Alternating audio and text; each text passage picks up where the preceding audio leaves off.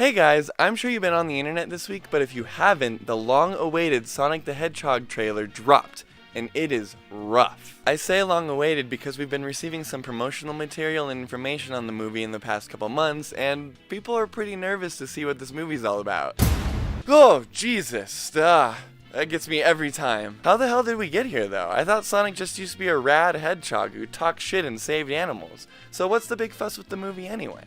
So if you're watching this video, you've probably played Sonic the Hedgehog before, or at least heard of him. The blue anthropomorphic hedgehog is mostly known from the video game franchise he comes from, as well as being SEGA's official mascot, and has even escaped his own entertainment medium, becoming synonymous in pop culture with tons of animated TV shows, a long-running comic book series, and lots of other spin-offs, tie-ins, and even a Progressive commercial. Suffice to say, the character has grown immensely since the early days of being created to sell more Sega Genesis to kids.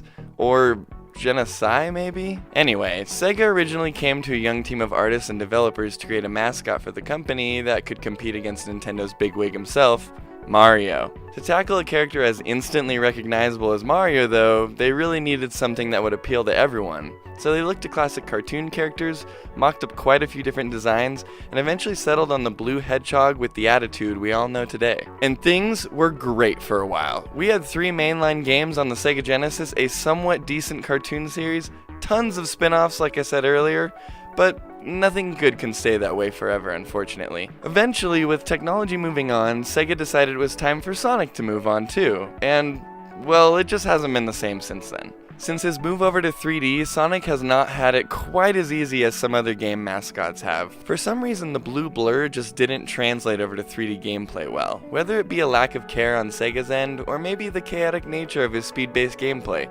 For a long time, something just wasn't quite right about these games. So slowly, the fans of the retro games moved on, and by the grace of God and humanity's undying commitment to stupid shit, a new sect of people was born. People who actually enjoy and are fans of the cheesy, edge-ridden Sonic we know today.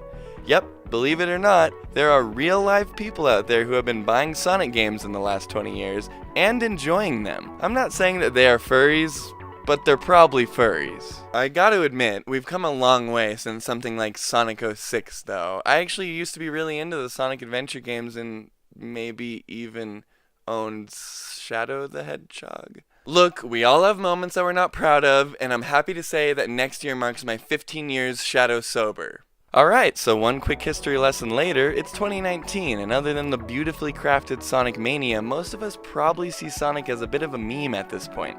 His hardcore fanbase is odd, to say it politely. His old fans remember how cool he used to be, but generally don't bother anymore, and most people might know who he is, but probably don't care all that much. Then, from out of nowhere, 2 Paramount Picture execs are ripping huge lines of coke, trying to think of a quick idea to bring in more coke money. Oh, Jesus. You know what people like, man? Coke? Well, yeah, but animals. Ah, animals that do coke. Exactly. You remember that blue hedgehog from the 90s, Sonic? Yeah, I know what you're talking about. He runs fast, right? I bet he did tons of coke. Exactly. We should make a movie about Sonic, man. Don't you think we're kind of preying on people's nostalgia by bringing a beloved character to the big screen only as a cash grab and not respecting the original franchise in any way? I think you're taking it a little too seriously, man. Maybe just do some more coke? And so it was written in stone that a live-action CGI hybrid movie would be created using Sonic the Hedgehog. As time went on, only whispers on the wind would be heard here and there of information regarding this timeless classic. Many of us laughed at the idea. Ha ha ha. That's years away, we said. This movie is so far out we likely will never even see it be conceived. But on that fateful day, April 30th, 2019, we would all eat those words.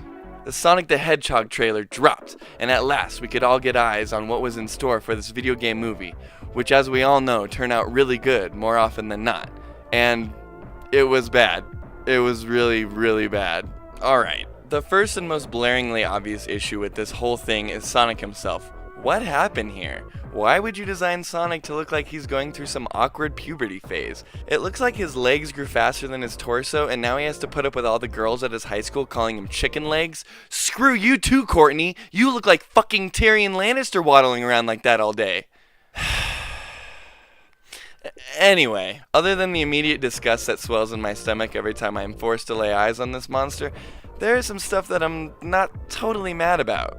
I actually kinda dig some of the casting they have going on here. Ben Schwartz is playing Sonic, which seems like a spot-on casting for Sonic's quick-witted humor, as well as Jim Carrey doing his old-school Jim Carrey thing for Dr. Robotnik, just sorta makes sense to me. Excellent call not naming him Dr. Eggman, by the way. Whoever decided he needed to be renamed after being given a perfectly fine name, Dr. Robotnik, is a moron. That being said, that's just about where the nice things I have to say about this trailer end.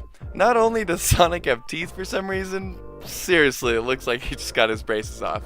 Good for him, I suppose. Everything from the costumes to the props and even the robots or other CGI elements look majorly bland. In the games, Dr. Robotnik uses some just wacky and downright impractical robots to try and take out our blue hero. There just isn't much that makes this stand out from any other family action comedy. All the robots in this movie look like leftover assets from the most recent Michael Bay film. Oh, and don't even get me started on Gangsters Paradise being played in the background of this trailer. Who did they make this movie for? No one old enough to know this song would possibly see this trailer and think that this is something they need to go spend money on.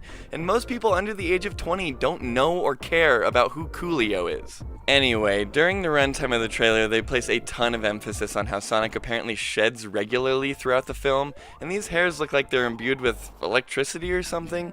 I imagine this is going to have something to do with Sonic's backstory, because you gotta make sure your stupid, dumb audience understands why a blue talking hedgehog would be running so fast. Duh. He was a normal hedgehog till he got hit by lightning, of course, and now he runs the speed of light. And of course, I am joking. I can't say for sure if that is actually going to have anything to do with the plot at all, but this movie trailer just reeks of no one giving a shit, so it wouldn't surprise me if Hollywood didn't care enough to realize that Sonic doesn't run at the speed of light, he runs at the speed of sound, and that's why he's named Sonic. You remember Transformers? What about Teenage Mutant Ninja Turtles? They got the same Hollywood treatment, and their movie counterparts are notoriously known for no one liking them.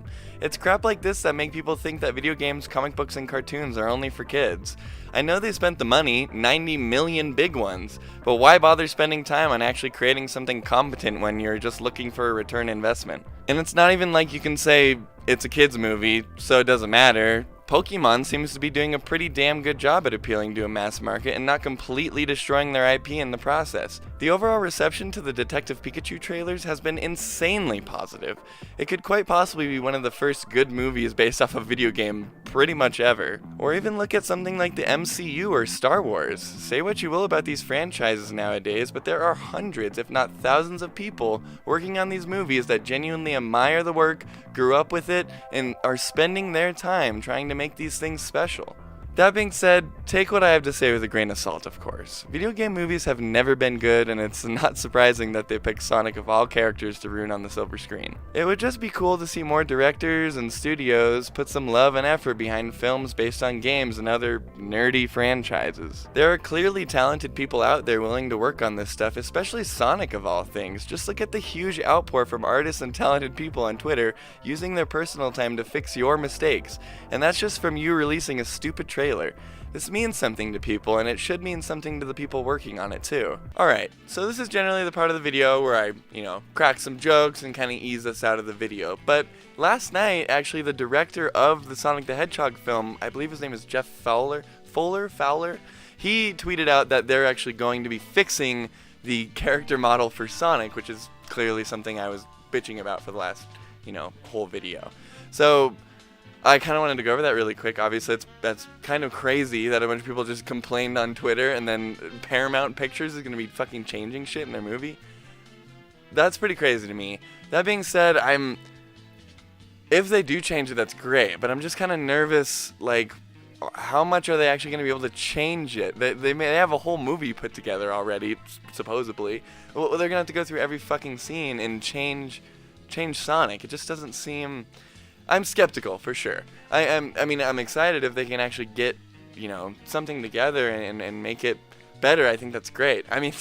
The movie still looks like shit. Let's all be honest here. It doesn't look like a good movie. It's probably not going to be a good movie. I mean, it looks pretty rough all around. That being said, I do think that there is something to at least changing the character model. It's kind of crazy that people just, outpoured on Twitter about this, and now they're going to change it. So I guess we'll have to see what time brings from that, but I thought that was kind of interesting news to share with you guys, and I figured that'd be a better way to kind of close out this video, seeing as how that information literally just came out last night, and, after I wrote my whole script and everything. So anyway, just thought I'd fill you guys in.